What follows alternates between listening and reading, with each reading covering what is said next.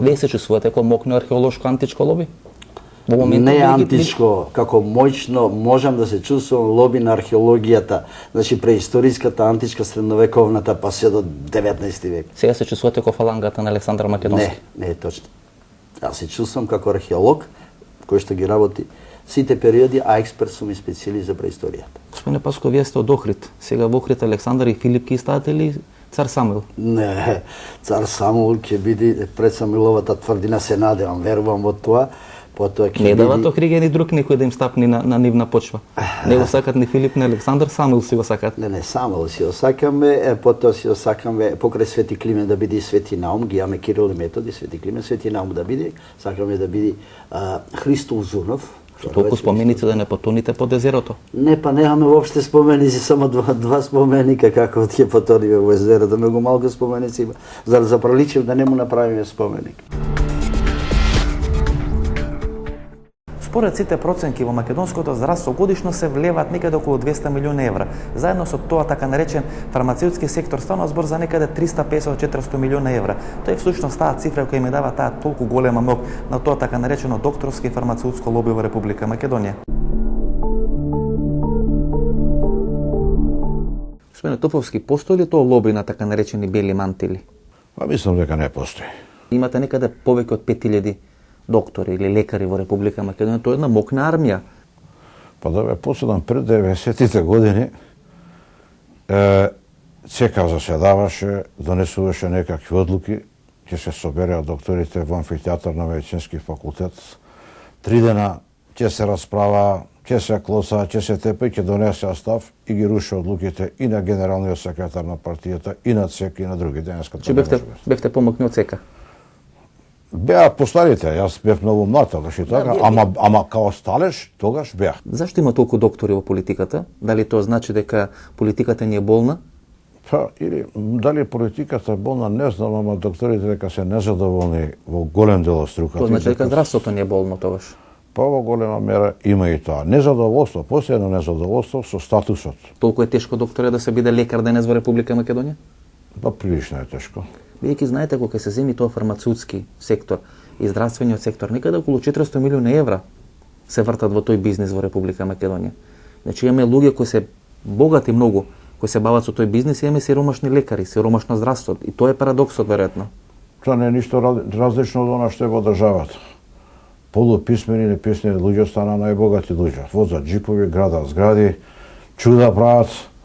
И сега на приватни универзитети се стекнуваат со дипломи, тоа што им фали со пари пак. Значи, здравството само е лошо огледало на тоа што се случува во државата. Докторите не се ништо друго него дел од општеството.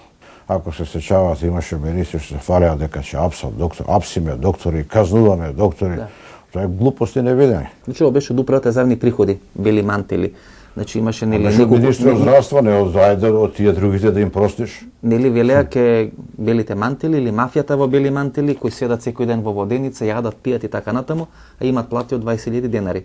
Тоа беа тезите, затоа ве прашам, мокни ли сте, нели сте мокни? Иако доктори имат со многу богати имоти, поводно ќе видиме позлокуќени, понерези. Има некои со докторска плата тоа не го спечалиле. Со плата во општествениот систем што го имавме тоа не го спечалиле. И како го спечалиле, докторе? Или нема медицинска диагноза за тоа? Тешка е диагнозата, али на некој друг начин у секој случај. Кој денес владее со македонското здравство? Па, со македонското здравство, уствари, може би последните години, мислам од освојместувањето навака, доста владее политиката, доста владеат партиите. Обично се велеше до лани штипското здравствено лоби владее со здравството во Македонија, Митрев, Кедев и така натаму. Денес имам чувство дека ни тие не се премногу мокни, како центрите на мок да се диспразира може би на некои други места.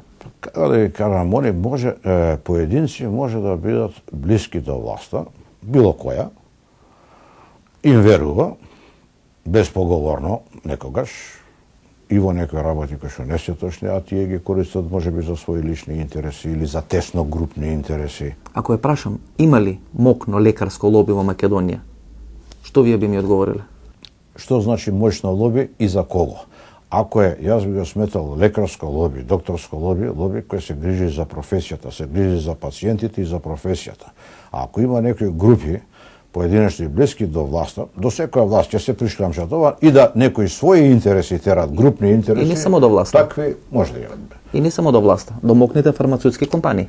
Значи, таа врска помеѓу фармацеутското и докторското лоби е пословична, тоа е јавна тајна дека постои. Сепак станува збор за некои 350-400 милиони евра, кои овие две структури може да ги извртат во Република Македонија годишно. Па добро, и тоа е некоја врста власт, економијата е власт. Значи, дали со политиката, дали со бизнисот? Но тоа се многу мала група. Едни за него велат дека не е независно, други за него велат дека е корумпирано, трети велат дека можеби е благо подкупливо. Меѓутоа, нашата вечерашна дилема е дали постои тоа мокно судско лоби, која ценка всушност ги влече конците во Република Македонија. Господја Данева, дали постои мокно судско лоби во Република Македонија? По моje мислење, не само моќно, туку воопшто судско лоби не постои во Република Македонија. Не постои судско лоби? Не постои, тоа би можело да го наречеме само фикција. Сите овие приказни за такво влијание на судството врз сите процеси општествени во Република Македонија, целата ова борба на сите власти во Македонија околу судството се за одредена работа која е фиктивна, која не постои? За да постои моќно судско лоби, ќе треба пред се независноста, или како најголемиот дострел на судството, тоа што е во теорија, тоа што е секаде назначено како основна дефиниција на судската власт, како трета власт, дека треба да биде независна, да е веќе реализирана, или барем да сме во голем дел да сме реализирале независноста на судството, да имаме независно судство, па да речеме еве судското лоби, моќно такво какво што е, успеа да си ги оствари своите интереси и своите цели. Добро, ако веќе велите нема судско лоби, ако велите нема мокно судско лоби, какво е воопшто судството во Република Македонија? Јадно, никакво, бедно. Не би го дефинирала. Бидејќи, знаете, постои сериозен страв. Кај секоја власт во Република Македонија. Од судското лоби, кој јас го нарекувам, кој вие го негирате, од друга страна па постои желба преку него да се контролираат процесите. Да беше судското лоби моќно и да постоеше судско лоби, немаше да ни се случи, на пример, пред неколку месеци, министер за правда да ги собере сите председатели на судови во Република Македонија во Врховниот суд, во највисоката судска инстанца, и таму како гостин да им се закани, при тоа да им кажат, да им нареди дека до 1 јуни мора да ги завршат сите заостанати предмети, и ако тоа не се случи, да им се закани со казна. Значи, вие сметате дека ако не постои мокно судско лоби, мокна институција, постојат мокни судии? Или судии кои се врзани во одредени други мокни лобија во државата, политички, не знам, директорски бизнес и така натаму? Јас сметам дека постојат, за жал, исплашени судии. Многу исплашени? Предпоставувам дека постојат исплашени судии, а за тоа е виновна извршната власт. Не само актуелната, секоја. Сите изминати. Имате некој истражување, кое е многу интересно тоа истражување околу независноста на судството. Да, податоците што ние како работна група ги добивме од крајот на истражувањето е дека, ако може да ги тие квантифицираме, односно ги изразиме во бројки, дека 69% имаме независност на судството. Тоа е добра бројка? Според мене формално правно не е лоша, не би ја карактеризирала како добра, меѓутоа нашите закони не се лоши. Како тие се применуваат во пракса, гледаме дека се изигруваат, во голем број случаи може да дојде до нивно изигрување и злоупотреба, па така што вистинскиот степен на независност на судството се симнува. Кој се плаши од мокно судско лоби?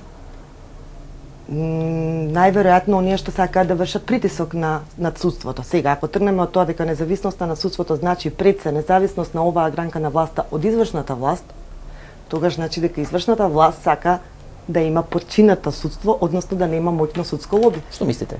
Тоа мокно судско лоби кое постои или не постои, со кого би сакало да биде поблиску, со финансиската мок или со политичката мок во државата? Моето жалење и скептицизам се состои токму во тоа што не би рекла дека еден голем број судии тоа го прават. Особено не јавно да истапат против одредени влијанија што им се вршеле во минатото и се уште им се вршат од страна на извршната власт. И како стојат работите, ќе им се вршат и во иднина? Како што стојат работите, да. Затоа го заклучувам, затоа сметам и првата моја реченица беше дека не постои во Македонија фикција во Република Македонија судското лоби, уште повеќе моќно. Да беше моќно и да постоеше, немаше да бидат вакви работите како што се.